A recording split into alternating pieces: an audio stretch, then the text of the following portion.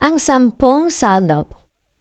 Tingnan mo ang mga larawan. Bawat isa ay nagpapakita ng salop na ipinadala ni Jehovah sa Ehipto.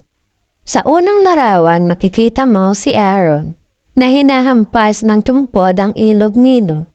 Kaya, tubig sa ilog ay naging dugo at namatay lahat ang isda.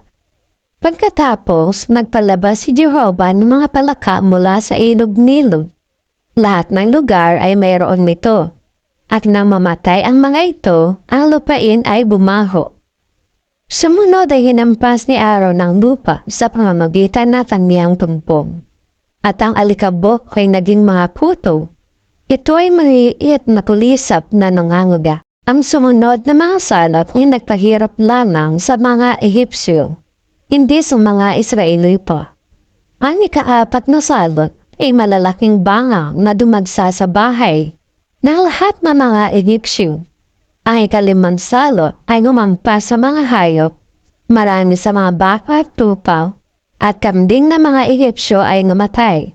Pagkatapos, kumuha sina Moises at Aaron ng kaunting abo at inahagis ito ng paitaas.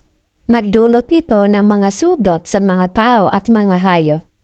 Sumunod dito ay itinaas ni Moises sa langit ang kamay niya.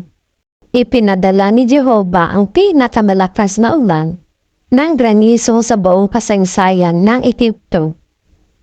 Ang ika-8 salot ay ang pagdagsa ng makapal na balang. Kinain nila ang lahat na itinira ng granizo. Ang ika-9 na salot ay pusikit na kadiliman. 3 araw na nagdilim sa lupain, pero ang mga bahay ng mga Israelita ay may mga luwanan. Sa wakas, sinabi ng Diyos sa kanyang bayan na wisikyan ang kanilang mga pintuan ng dugo ng isang batang kambing o tupa. Dumaan ang anghel ng Diyos sa buong Ehipto. Sa lahat ng mga bahay na walang dugo sa pinto, ay pinatay niya ang panganay sa mga tao at hayop. Ito ay ang ika-10 salot. Pagkatapos ng salot na ito, sinabi ni Paraang sa mga Israelita, umalis na sila. Nang gabi ring daon ay nagmarcha sila papalabas sa Egypto. Exodus Kabanata 7 hanggang 12.